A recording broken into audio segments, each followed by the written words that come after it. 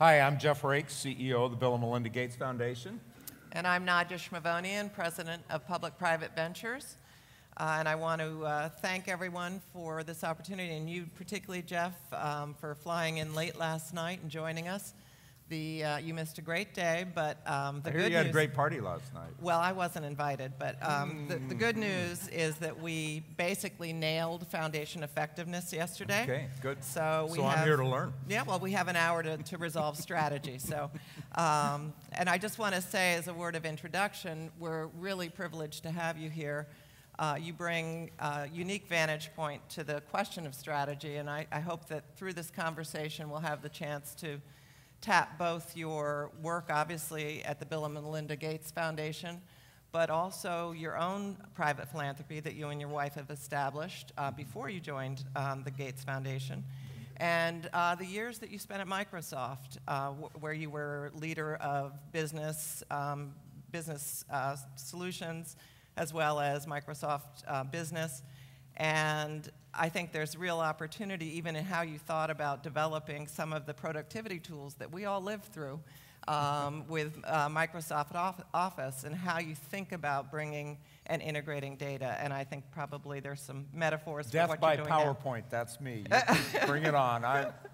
Well, we're all chained to Outlook in one way or another. So, but maybe we could just start by talking about or inviting you to reflect on what has inspired you at this point in your career to leave business and turn your attentions to philanthropy, and perhaps maybe even what has surprised you in that transition most in terms of the Bill and Melinda Gates Foundation. Well, two things there. I mean, first of all, in terms of my interest in philanthropy and the decision to join the Gates Foundation, I think it goes back to my roots, so to speak. I'm actually a farm kid from Nebraska.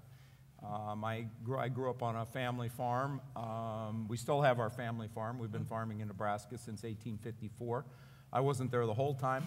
But, you know, it's sort of, I think one of the great benefits of growing up on a farm is you have perhaps a sense of your work as more than just a job. It's sort of a passion. And I think that was a great inspiration for me as a child, working in the fields, taking care of the livestock. And I think that my approach and my family's approach toward work was always one of having a passion for what we do. I had an unbelievable opportunity, totally unplanned. I was going to go work for the USDA and agricultural policy, and then rejoin my brother on our family farm. But I bought an Apple computer, I taught myself to program, and decided that software was kind of cool. I had a passion for what these tools could do, and so for 27 years I pursued that dream, largely centered around creating Microsoft Office. But I did get to a point in time where I felt like it was going to be very important for the next generation of Microsoft leaders to lead. And similarly, it was going to be very important for me to have a next career. And I was offered what I would call my next dream job. So the idea of helping to create Office and lead Microsoft for 27 years, and the opportunity now to take on the challenges of global health, global development, U.S. education, as Bill and Melinda have defined them, that for me also is a dream job. Now, I'll say it's a real job, too. And people will look at me and say, well, what does that mean? And I said, well, you know, it's like when you grow up on a farm, you learn every farm kid wants to drive the tractor. That's the cool thing. But every farm kid learns that some days you drive the tractor, and some days you scoop hog manure. That's a real job, and I have a real job. Well, maybe you could share with us some of the biggest surprises that you've encountered. Well, coming from business into philanthropy, there were a few surprises. One of them will maybe even surprise you. Everybody kept saying to me, well, philanthropy is so different. And I would ask advice. You know, I what do you think I should be thinking about as I come in? And people say, well, philanthropy is so different. It's just so different. Okay, it's different. I get it. Okay. And then I'd ask the next person, and they'd say, well, philanthropy is so different. You just have to think differently. Okay, I'm going to think differently. And, you know, then I think what happened was I got my mindset so far to the idea that philanthropy is just different. I'm going to have to really rethink about everything I do. That when I got to the Gates Foundation, one of the surprises was that it's actually not totally different. Yeah, there are differences in that you don't have the same kind of bottom line, et cetera. But, you know, the Gates Foundation is a 900 or so person organization that needs to have good management leadership structure. It needs to have good processes and tools to get the work done. It needs to have a sense of strategy. It needs to know how to measure performance. It needs to have a mechanism of accountability. So I did find what I think is a nice balance between the idea that philanthropy would be so different, well, that in fact there are some similarities which give me the opportunity to leverage some of my background in order to contribute to our work. So that was one of the surprises. Somewhat related to this notion of the comparison of business and philanthropy, another surprise related to competition. You know, in the private sector, you think about your competitors, and if you really want to be excellent at what you do, you're listening to your customers and you're watching what your competitors are doing, and you're seeing where your competitors really provide better value or better capabilities in some ways, and you figure out how you can do that better. And that's one of the healthy things about capitalism. And I thought, you know, in philanthropy, you don't have competitors. Well, maybe you don't have competitors, but you might have what you think of as opponents.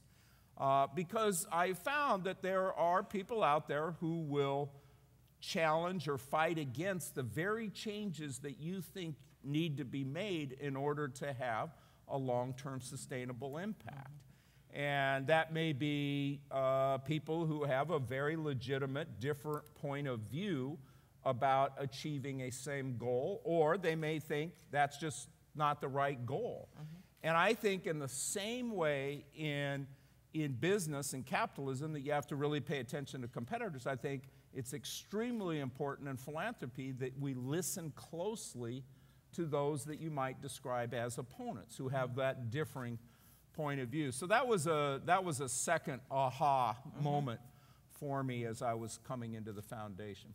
So as you think about strategy formulation in that not competitive but at the same time potentially oppositional frame, what do you need? How do you listen, and how do you get the information you need for strategy formulation at Gates? And I know just reading some of your materials, you've commented that more recently your strategy work is more around refreshing strategy, as there are many kind of mature strategies in place.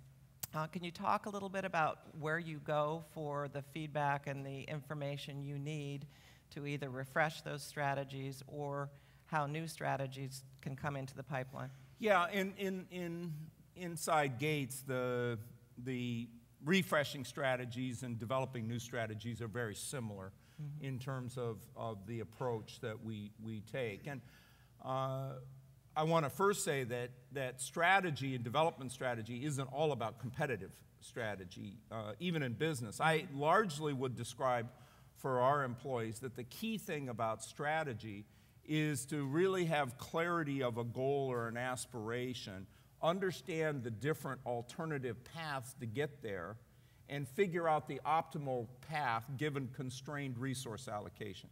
So in other words, successful strategy development is largely about optimizing your use of resources in a constrained resource environment to get to some goal.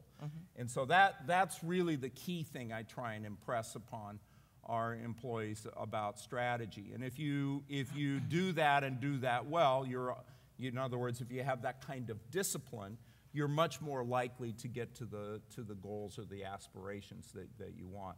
So with that as the philosophy or principle of why you need to do good strategy, then I think it's very important that you get out there and you really know the market, if it's okay for me to use that term. You really have to understand the people that you intend to serve, what their situations are like. Recently, I think Esther Duflo was here at the conference, and I was very lucky to have a chance to talk to Esther at the Gates Foundation about a week or 10 days ago. And one of the things I've really enjoyed about her book is in the first part, she really shows the importance of getting your arms around what it is what's the life like for the person that you try to serve. I'll give you an analogy from my history in high tech that some of you will get a bit of a chuckle out of. And it kind of illustrates a principle I have about how you come up with good software design. But I think some of the principles of good software design also relate to principles of design and philanthropy. In 1985, May of 1985, we were coming up on the first release of Microsoft Excel. And we had a guy named Steve Hazelrig who was writing the printing code. Now, Steve was a good coder, but laser printers were expensive, and it was way down the hall.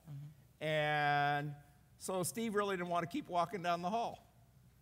So what he did was he wrote a little routine that put an image of the spreadsheet up on the screen, and he kind of created his own virtual magnifying glass so he could sit there and he could study the image to make sure that the printing code was exactly accurate.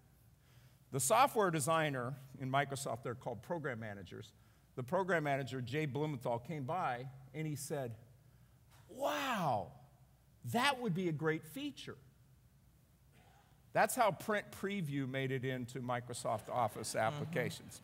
Now, what's the moral of the story is that you can listen to your customers, but a lot of times your customers won't know what it is that the technology makes possible, so they won't know to ask for that solution. If you showed Print Preview to the customer, they loved it, but they didn't ask for it. So I think one of the tricks in really figuring out successful strategies is to find that way of knowing your customers so well that you know what can make a difference in their life, and knowing what the technology, in this case high tech, knowing what the technology could make possible, but it doesn't always have to be high tech, it can be low tech, and then having those kinds of solutions. And so part of what I was talking about with Esther is that I think it's more than just the use of randomized control trials in order to test out approaches. It's how do you source those kinds of ideas, and how do we instill in our employees and the employees of our grantees that sense of being able to know those we wish to serve so well, know the kinds of capabilities that could make a difference in their lives, so you bring that together, and then you do those randomized control trials in order to get to the best success. And so part of my concern, if you will, about strategy and philanthropy is making sure that we get to those great ideas. But you have to have that foundation of understanding the target market so well and understanding the potential so well that you can do what Jay Blumenthal did, which is to sense that this solution really could make a difference in people's lives. And how do you think about the customers? You've got grantees and you've got end beneficiaries. And how do you access that kind of shared learning with both of those populations? Well, I think first of all, and I don't know if it's that helpful to use business terminology, and if not, I'll try and avoid using it. But I think of, if you want to use the analogy, the people who you're trying to serve, they're really the customers. And your grantees are your partners. And you have to really think about grantees and other types of partners as a mechanism in order to help achieve what the customers or the beneficiaries or whatever other term you want to use for those people you intend to serve. So you really have to think of that value, that value chain. One of my great fears is that it's very easy to think that the great ideas sit within the four walls of an office building in Seattle, Washington. And I think we have to really make sure that isn't the viewpoint. You know, the great ideas are going to be somewhere between that person that we aspire to serve, the grantees, the other partners, and ourselves. And so really casting a wide net to tap into that knowledge network, if you will. That also says in order to do that, you have to have a certain culture. I don't know if it's a certain sense of openness or a certain sense of humility, but you have to really understand that where the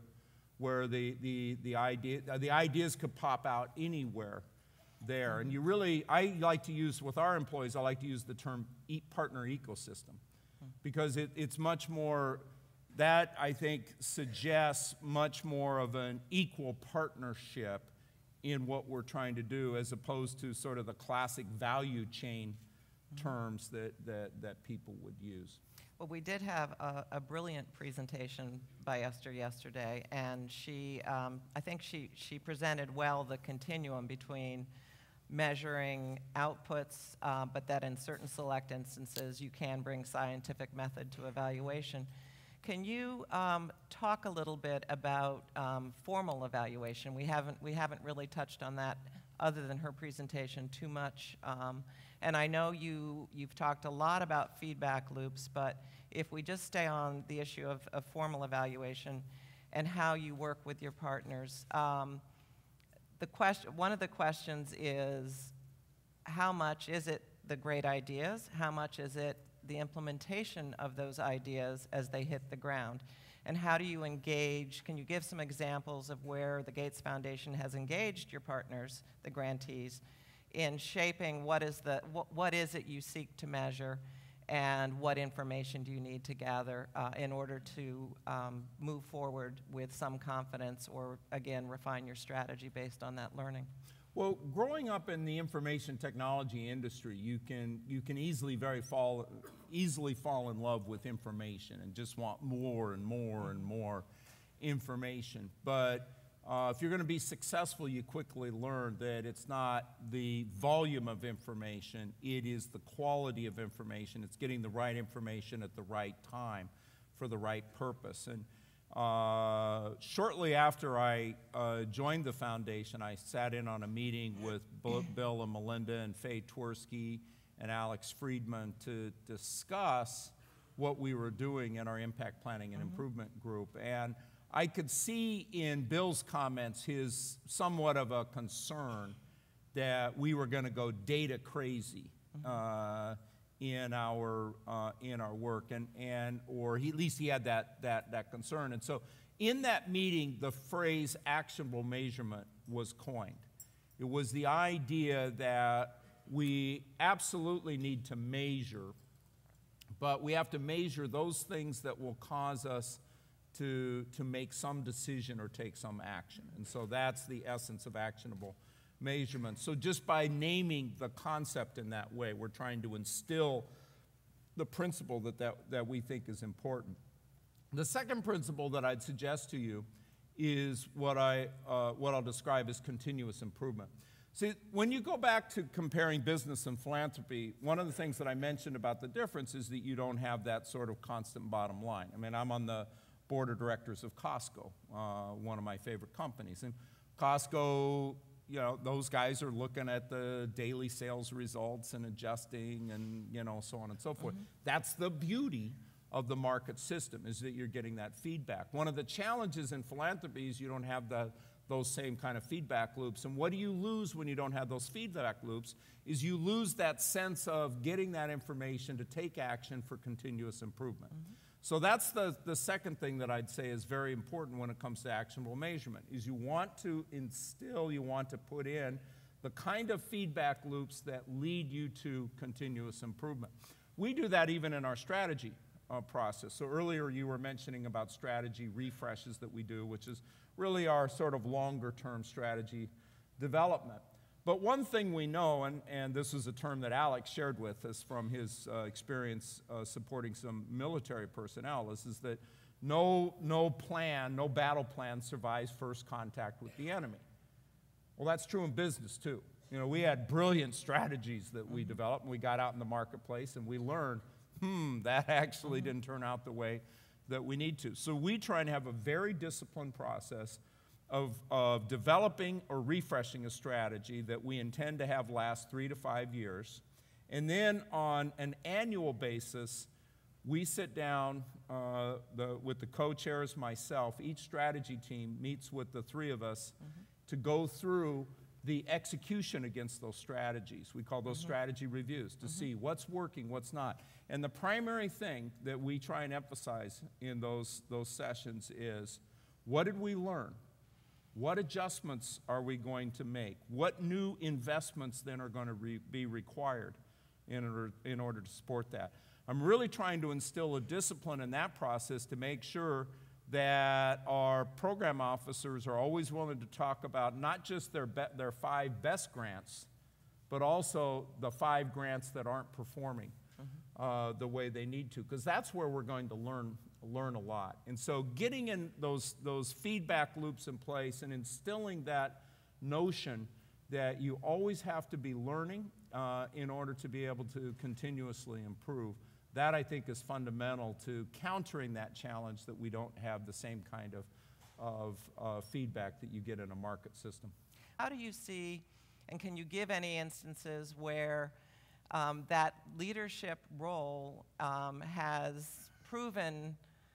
taken others, including the Gates Foundation, down strategic paths where the model or the approach had not been fully tested, and where in fact you found out that it was not the success that you had hoped it would be? And I think if you could give an example of, again, how you work this continuous improvement into your strategy thinking, where you've had a successful example and where data has helped to inform the success and you've been able to build upon that, but also where you've had to drop a line of strategy or an approach based on results that you did bring in through, whether it's formal evaluation or other means of data collection and measurement.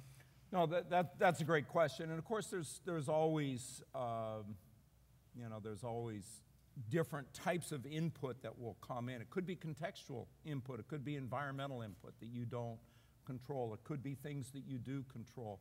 But I want to back up to the front end of your question and say that I think it's not only important for the Gates Foundation for us to recognize our responsibility in leading, I also think it's important for us to recognize our responsibility in following. You have some folks here I've seen this morning, Jamie Cooper-Hahn of CEP.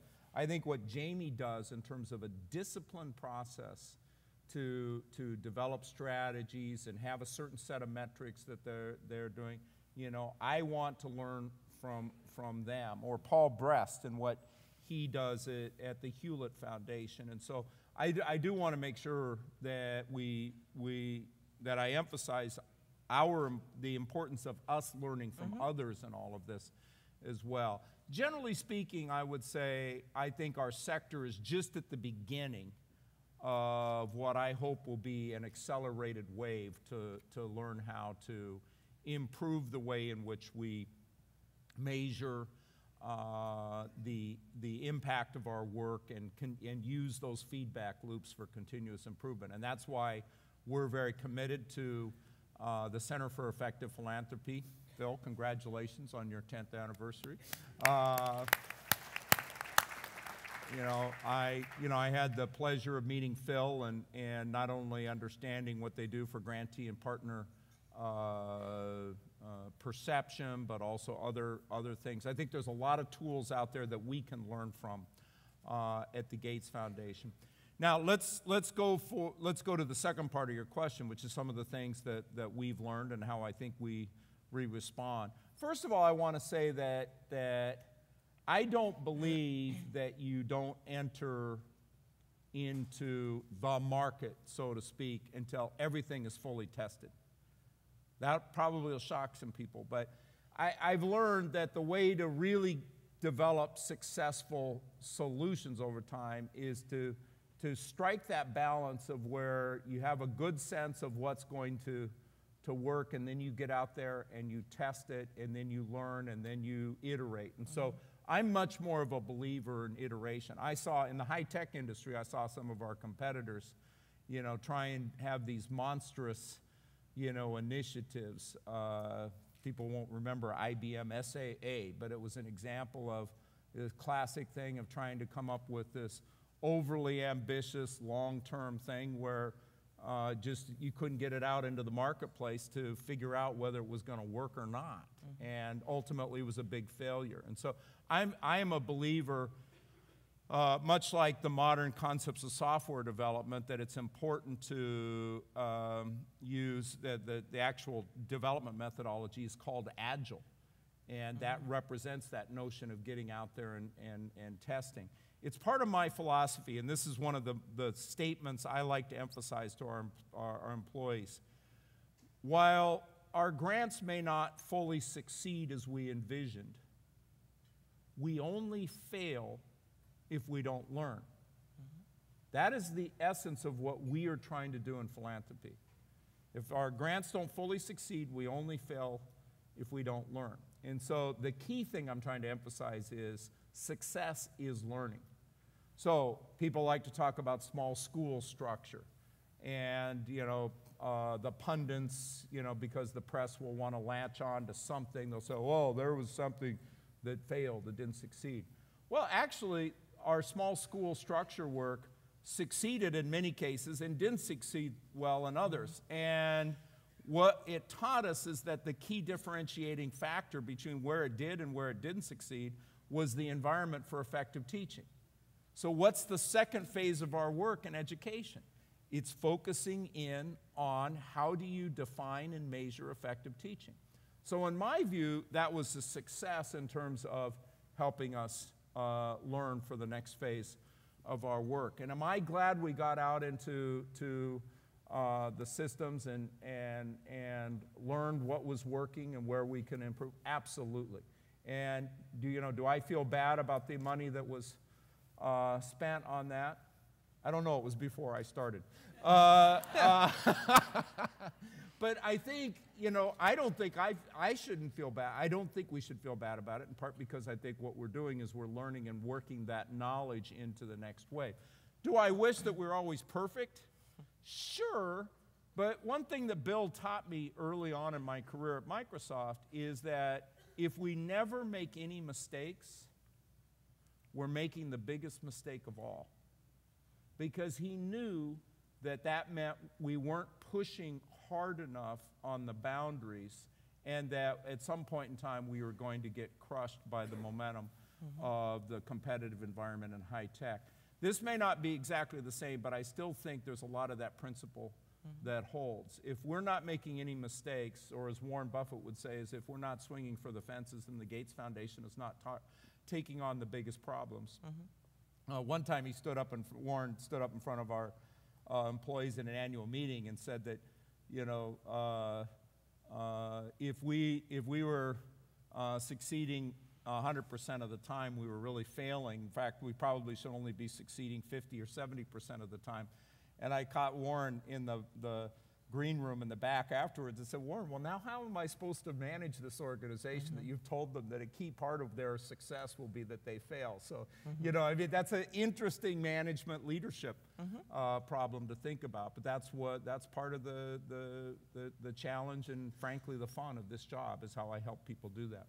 So do you feel confident that you are learning early enough? Because I think that is an important principle, learning early enough about failure. And maybe in that context, could you describe, if you think of one of your model program officers, what are the core skills and competencies that are essential to help you with this kind of, promote this culture of learning and on-the-ground integration with your partners and ultimately end beneficiaries? And whether you think about the model officer or one that just isn't going to work in your organization, it would be really helpful, because at the end of the day, it comes down to the people, and you've got this growing organization, and I know you've thought a lot about culture, and but really thinking about the skills and competencies of officers would be helpful. Okay, well, I'll start out with the fundamental principle I have about employees in general. I used it at Microsoft and I use it at the Gates Foundation, and they need to have 3 key qualities. And in many respects, I think qualities are more important than experience. I think the Gates Foundation, when we make a mistake, it's because we put too much emphasis on demanding a certain experience set or a depth of experience.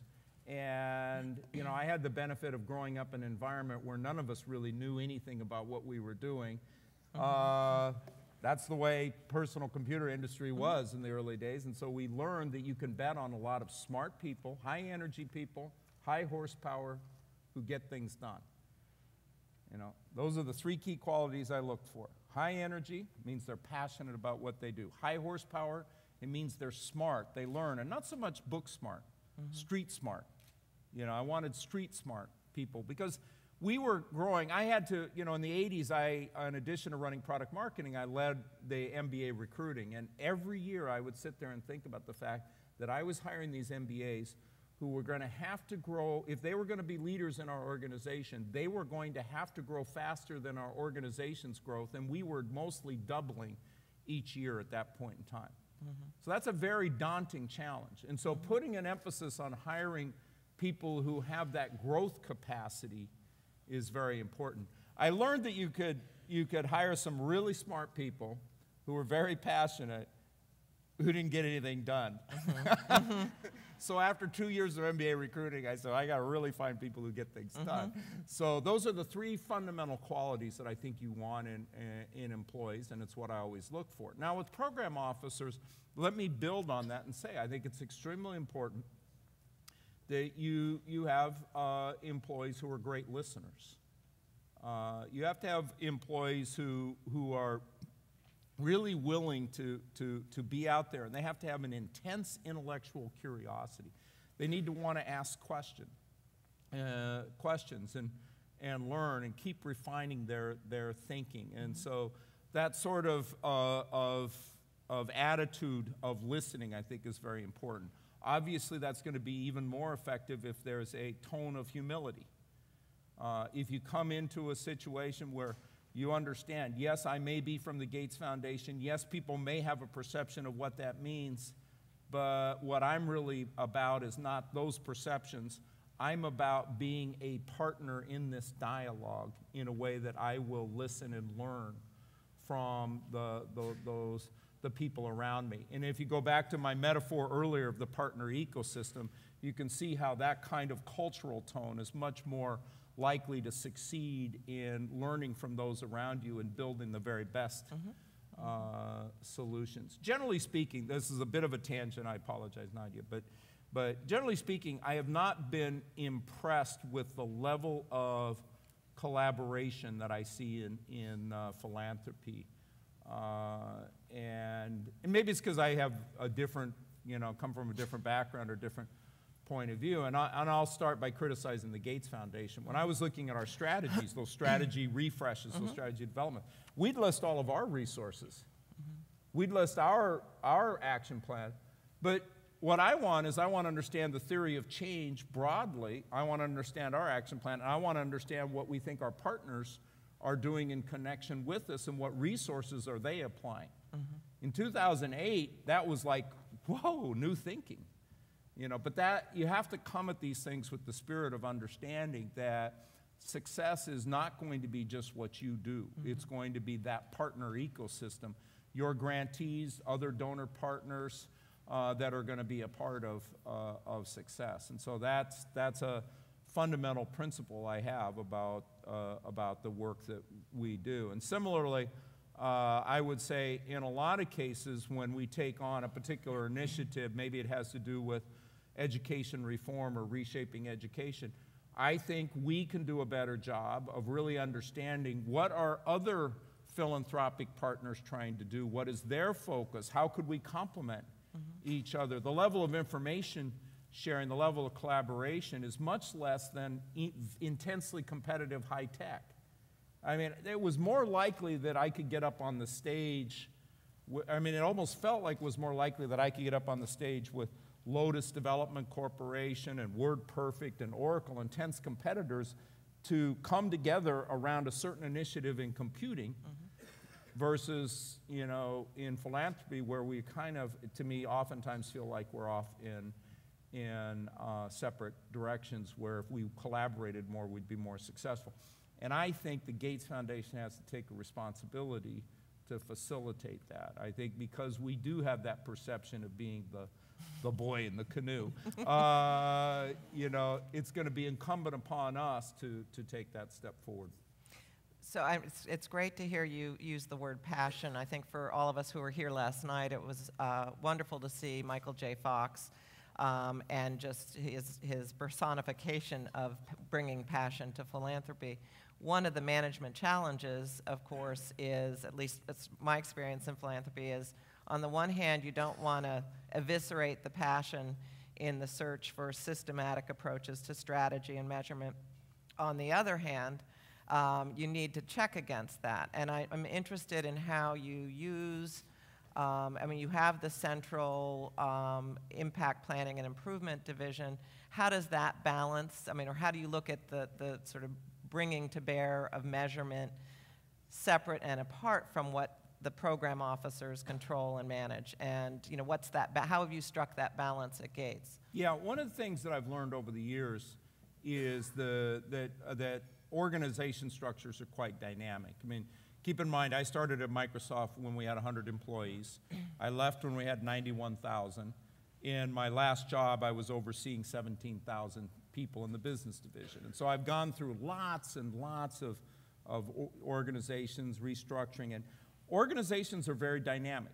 You know, what works at one point in time is different at another point in time.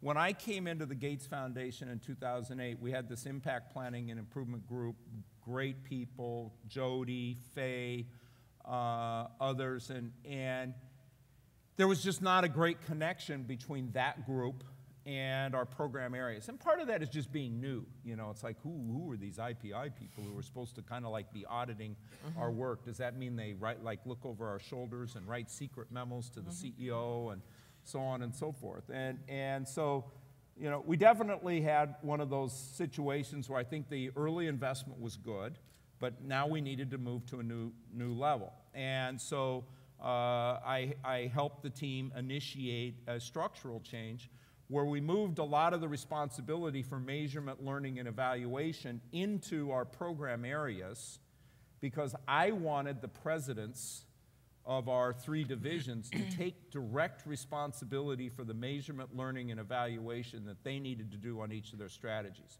Because one of the disadvantages you have when you have a central group is that the central group will be viewed as, oh, well, they're the ones who are supposed to do the measurement and learning. You know, we're just the guys over here that are really doing the work. You have the same problem in software development. If you really want to have crappy code, the thing to do is to have the software developers not take any responsibility for testing their code. Oh, testing, that's that other group's responsibility. And so it was that same basic principle that I learned in software development that led me to encourage the change in structure, where we then struck a balance. So we'd still have a centralized group, but we moved most of the measurement, learning, and evaluation people into the program areas so that the presidents have to take direct responsibility for allocating the resources in order to make sure that we do that. On the other hand, I have a centralized check in order to make sure that we have a resource for the kind of standards that we need to have for measurement, learning, and evaluation, that we have a consistent taxonomy, and we set certain standards about what we should be doing in terms of building learning in for continuous improvement. That's just an example of me drawing on my background in business and software to try and improve our organizational structure, to drive the direct responsibility to the program officers, but keep a certain set of standards and centralized approach so that we have consistency, and that will enhance the learning. Well, this is the CEP conference, and I, as a board member, I'd be remiss if I didn't ask you about how the grantee perception report has been used. I know before you came to Gates, it had been applied, but sort of separately in the different divisions, and one of the things that you did was introduce the notion that everyone across the board needed to engage in this, and you've also done some very interesting and important experimentation around the measurement of beneficiary perception as well. But if we could talk about the GPR and what that has, you know, what motivated you to do it, but also what learning has that provided, and how have you used that within the Gates Foundation?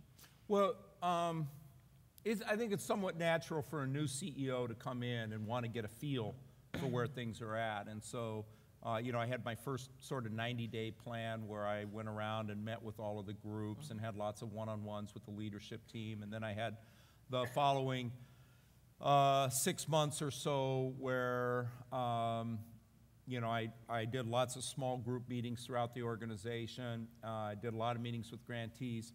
Bottom line is that gave me a certain set of perceptions about where we were strong, where we were weak, what we needed to change.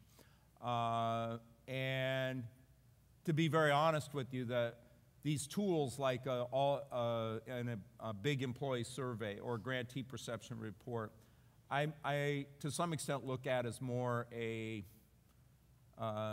hammer than anything else. I didn't really feel like I learned incredibly new things from the grantee perception report, but it was a tremendously valuable tool to be able to have all of that data and put that in front of our people and say, see, we really do need to improve. Because I think they were somewhat surprised by the perceptions. They were surprised by the perceptions of us in terms of our communication. I think they were surprised by the perceptions of us in terms of our interactions. Nothing that I didn't really feel like I had heard from my anecdotal evidence, but it was a very effective tool to rally the organization. Painful, but you know, effective. And so I'm tremendously glad that I did that, and we will do that again. Now, Phil and I have been engaged in this dialogue about my belief that there are some elements of this that are a little old school, that, you know, like big customer satisfaction surveys that corporations do every, you know, 1 year or 2 years, and big employee surveys that they do. I think it's actually important to figure out how to get to more real-time feedback loops. And so, but Phil's been great about being willing to engage in the dialogue with us about how we would do that, and perhaps there's a balance. But I think in this world of technology and internet connections, I think we can probably do more to be able to get into a stronger feedback loop. In terms of our response to the grantee perception report, we just broke it into 2 phases. There were the first phase, what I would call the short-term actions or the proverbial low-hanging fruit, were a set of 5 things that we just needed to execute on. A lot of our grantees didn't know who their primary contact was at the Gates Foundation. Now, that'll shock some people in the audience, but keep in mind that when I joined in 2008, we were about 750 employees. 3 years before that, we were 250 employees. And so the organization had tripled in 3 years, and we're now up over 900. And so just like in high tech, when we were going through our high growth phases at Microsoft, I saw the same problems. You're growing very rapidly. There's turnover, not necessarily people leaving the organization, but taking on different responsibilities, and things fall through the cracks. And we have 1,500 active grantees. So it's actually kind of easy to have these problems, but we got to take them seriously and move. So first phase was to get those things done. Second phase is to put in place a set of principles about how we communicate with and interact with our grantees. And that's what I would consider to be the longer-term systemic changes that we need to make, and we have that underway now. We took one of our best program directors, Greg Shaw. We put him in charge of a cross-foundation working group who they then dug in, found the information about root causes that lead to the problems that we have. We don't set a tone where we don't put enough emphasis on hiring for the right qualities in our program officers in some cases. We don't have a performance management system that emphasizes and rewards people for excellence in their grantee relationships. And so they're gathering all of that and putting that together into a set of principles that we'll then take forward. So this is really a 2 or 3 year process to make a fairly fundamental shift in how we handle our grantee relationships in order for us to achieve the kind of excellence that we have. I'm sorry, one last thing I want to point out is that a lot of the issues that I see in our grantee perception report are the issues I see in our culture. So when I did our employee survey, I named 4 things that I thought were weak in our culture that I wanted us to work on. And in my opinion, they are exactly the same 4 things we have to work on with our grantee relationships. We have to have real clarity of responsibility, accountability, goals. We use the term hygiene because it's sort of the natural, cleaning up the issues and being clear. We have to have great intellectual dialogue. We have to make sure that people understand we want them to step forward even if the view is controversial. We have to have great manager effectiveness, and we have to have great collaboration between groups. Those 4 cultural priorities are the same cultural priorities that will help us have more effective grantee and partner relationships. I'm going to ask one last question, and then I think we want to open it up to the audience, and perhaps this might get us a little bit more into the manure side of the job, but I also think it's just in terms of where you've had the Gates Foundation has taken some criticism, but it would be really helpful to hear your philosophy on the relationship and the role of philanthropy in relationship to policy change. Sure. And I know we've already touched on some of the issues in domestic education. There have been some challenges around just the sheer bigness of your work in global health and how that may in some ways suppress what would be independent review. How do you think about the appropriate dynamic, and where have you, and I think one of the other critiques and challenges that you have to manage, I think uniquely, is this very small founders board, and how you get, is the control too centralized, both in terms of the wealth and the assets that the foundation has and can wield, and also just the decision making and the openness of that. So if you could just touch a bit on how you've navigated that and where you see that essential relationship for philanthropy, particularly in a resource-constrained environment now. What are those opportunities and challenges for the Gates Foundation? Great. Well, first of all, let's step back and set the context, and then maybe as part of that, I'll suggest a few principles. One is, and you can call it a bias, I believe in private philanthropy. I think it's actually, I don't think it's as great as capitalism. I believe in capitalism. I think capitalism is an effective mechanism to allocate resources in society, produce better products, goods, and services. But capitalism has its weaknesses. I believe in private philanthropy. I think the tapping into the passion of people who want to put their wealth towards doing good things for society is great. I think some of the people who want to attack private philanthropy, calling it quasi-public money, so on and so forth, I just have a different point of view. I think actually it's a good thing.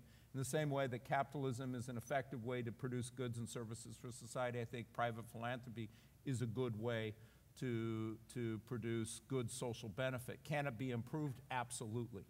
But I want to start with principles, and that's one of the principles that I think is very important. The second thing is about the context. Keep in mind that in any of these issues, private philanthropy is a very small percentage of the resources for the overall solution. Okay, you take U.S.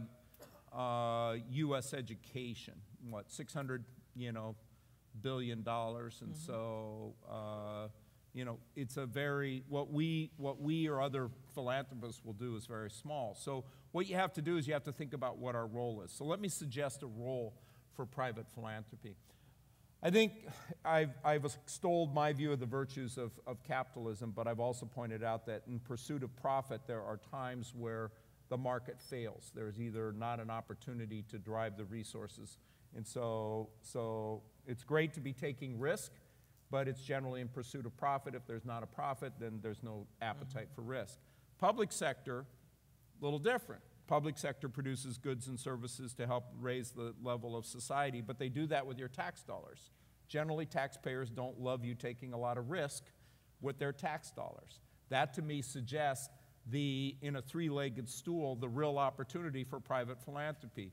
We can be the risk takers where the private sector won't because there's not a market opportunity, and the public sector won't because they won't take the risk. So if we do a great job, what we will do is we will identify those innovative interventions, test them out, show the base of evidence that will either then provide, that the base of evidence will provide for the clear opportunity to be scaled up and sustained by the private sector and or the public sector. If we can figure out a way to take the risk to figure out how to get pneumonia and rotavirus vaccine prices down dramatically, either through new scientific formulations or other formulations, and then we can show that base of evidence, then organizations like Gavi, which are largely government funded, can take those and save, you know, hundreds of thousands of additional lives per year through that work. That's where I think private philanthropy can make a huge contribution. And so, you know, I think the critics that would say, well, you know, you know, private philanthropy is really quasi-public money and needs to have some more of a democratic oversight, bigger boards, et cetera. I just think that's misplaced. You know, I've been on the boards of many corporations, and you know, I don't see big boards as being the thing that leads to effective approaches. I think what leads to effective approaches are passionate founders who want to drive to make things happen and have a sense of a passion for what they do. And I think trying to set up structures that will diminish that, I don't really view as something that's going to be effective or achieve the goal. Okay, well, thank you. And I think it's time to share the wealth, Sure. as it were, and get some other questions in. There's one right here, Doug.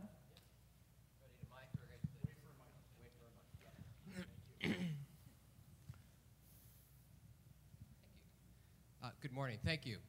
Doug Bauer from the Clark Foundation in New York City.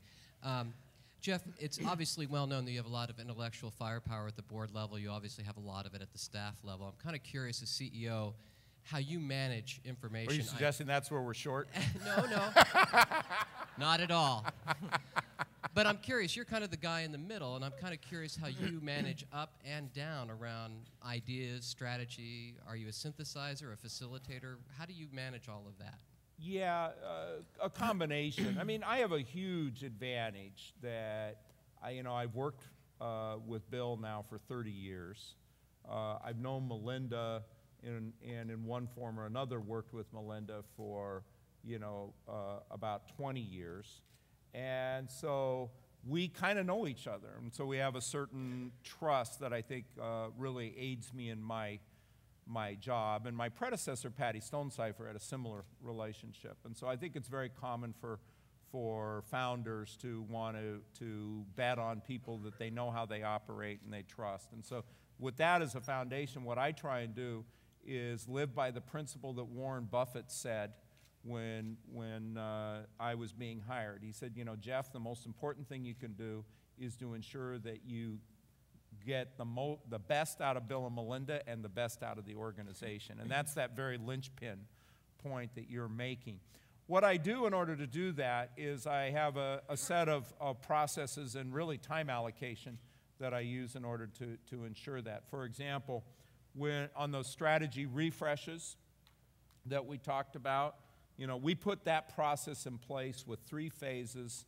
And I work with those teams on each of those phases, and then I check in with Bill and Melinda, and in many cases, and in fact in most cases, we have a co-chair meeting with them to, in effect, sign off on where we are on that phase. That process of annual reviews that I mentioned, it's very time-consuming. We have 25 different strategy areas.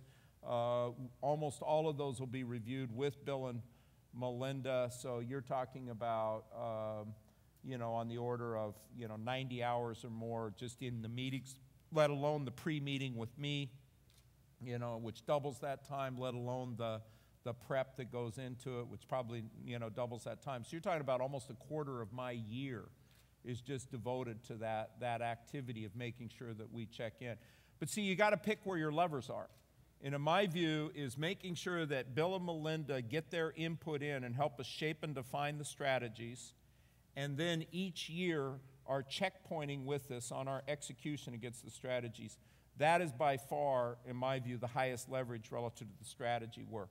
The other high leverage part of working with Bill and Melinda is they have incredible voice.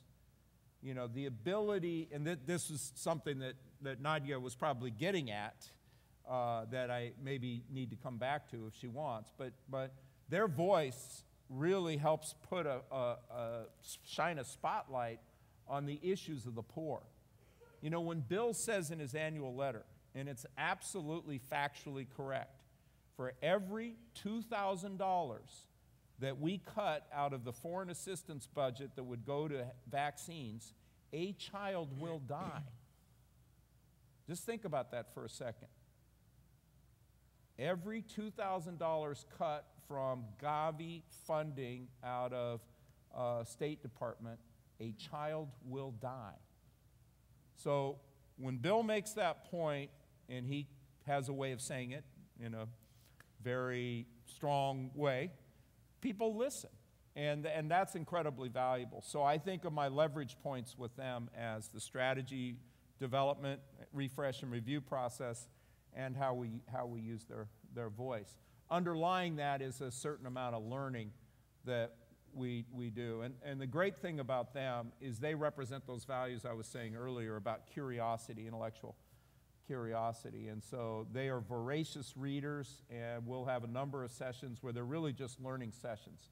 You know, Bill wants to learn about the latest issues in a certain type of global health approach, or Melinda wants to learn about what Gary Darmstadt is doing in terms of our family health work and interventions to reduce neonatal mortality. And so that is an underpinning that leads to them being very effective in the strategy process and in using their voice. And that's how I think about the relationship.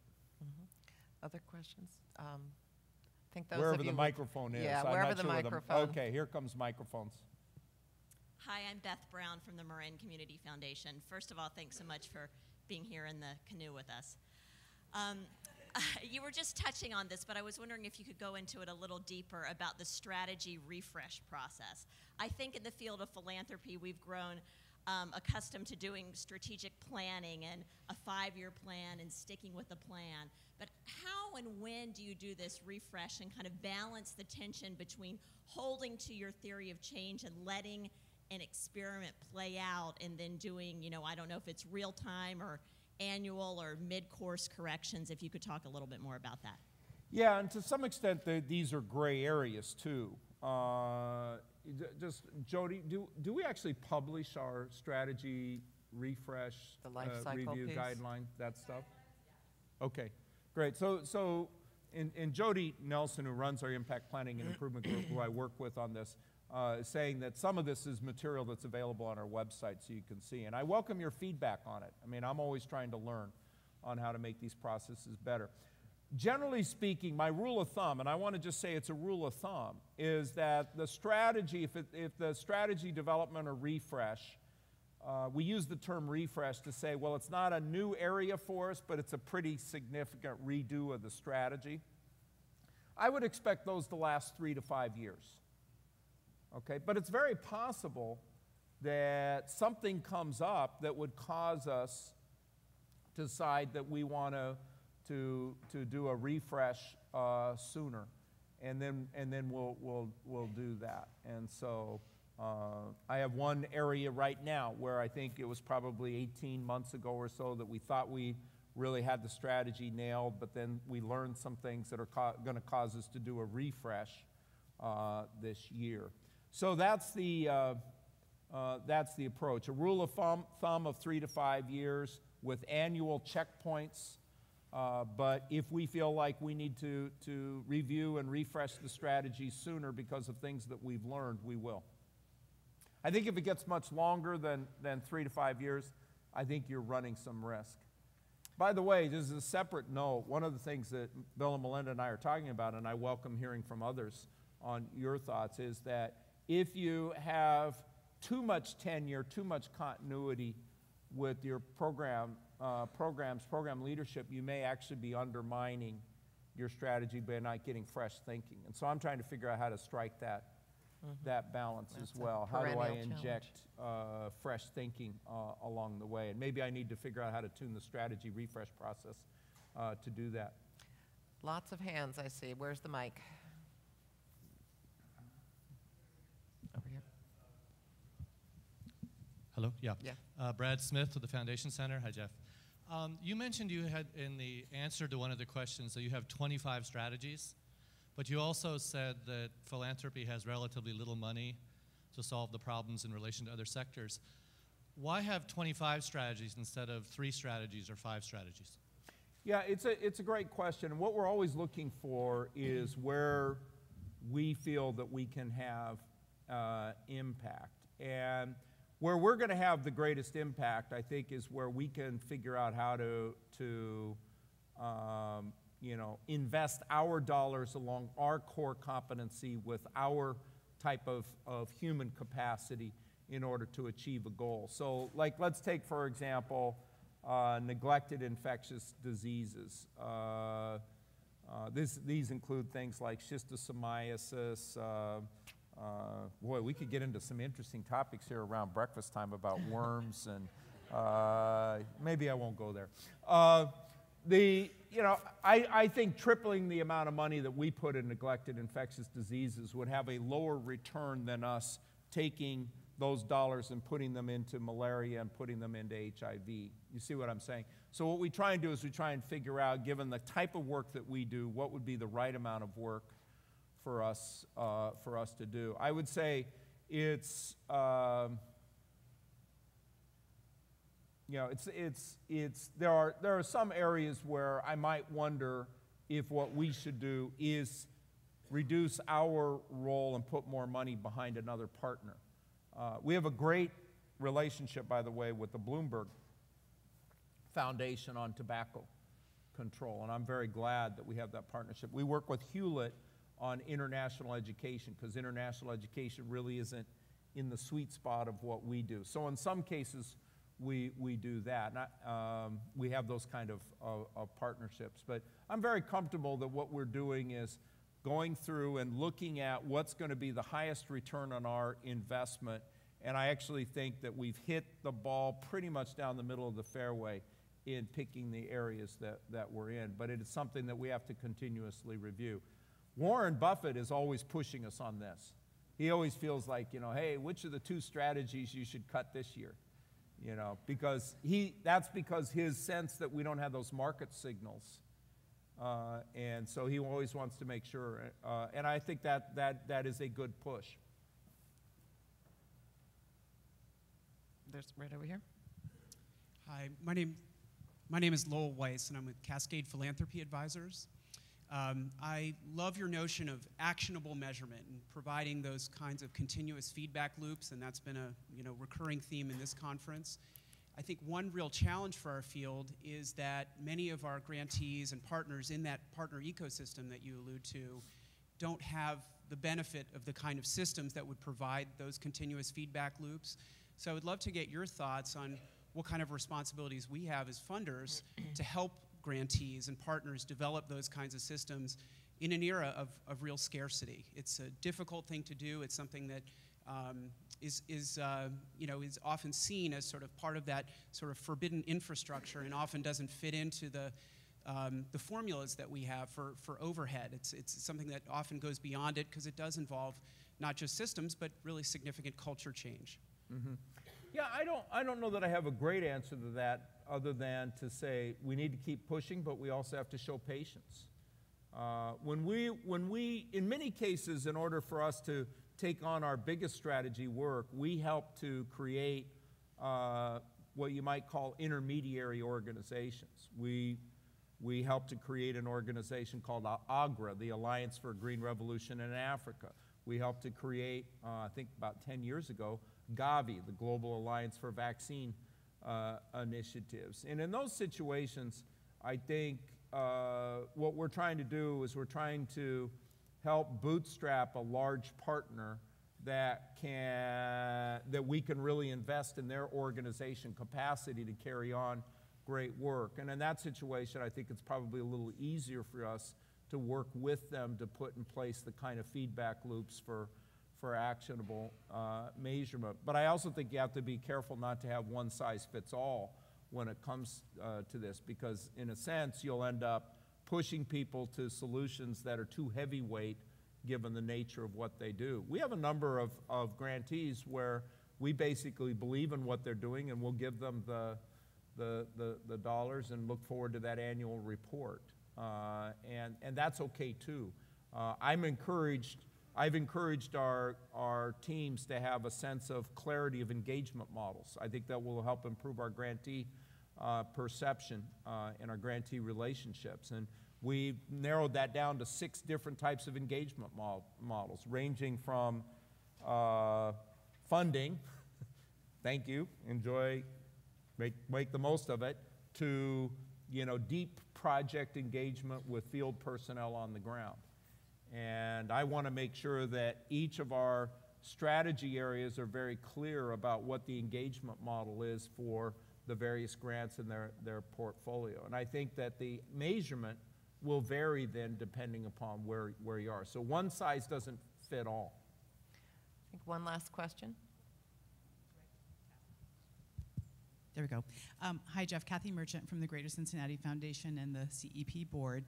And for this question, I'm the chair of the Strive Cradle to Career Partnership in Cincinnati, which the Gates Foundation has invested in from time to time. Our model is predicated on data-driven continuous improvement, and over a period of 6 years, we've stayed at that. It's central. But over that same period of time, our critics have argued that we either have an incredible lack of direction or focus, or even that we're inept because we keep changing. And I wonder if you have experienced that, and if so, what you've done about it. Yeah, well, it's a great question, because if you're going to continuously learn and improve, you are going to have to make changes. And I worry about that a lot. I'll give you an example. We are just in the midst of refreshing one of our global health strategies. And as part of our refresh, we were working on about a portfolio of approximately 15 or so diseases. We're going to focus 90% of our funding on 7 of them in this particular strategy area. And then the other 10% of the funding is going to help transition some of those diseases into what we think is a good, mature strategy approach. And then a handful of them, maybe another 6 or 7, is going to be focused in on learning. So that's a big transition. And so one of the key questions I ask as part of the strategy process is, what is your transition plan? How are you going to work with our grantees as part of this transition and try and make that as smooth as possible?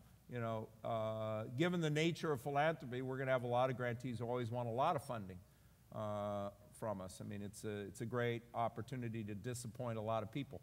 But at the same time, if you're not disciplined and focused, you won't really succeed in delivering the impact. If you're not willing to be able to continuously learn and then make adjustments, you won't get the greatest impact. So what you have to do is you have to just be very sensitive to those issues and try and plan for them along the way. One of my latest big concerns is that when we get into a new area like agriculture, which we did maybe 4 or 5 years ago, we have this tendency to start out pretty broad. But then when we figure out where the points of leverage are, then we focus. Well, those investments that we make that are outside the points of leverage, those have to be transitioned, and that'll be disappointing to some people. But I feel like it has to be done.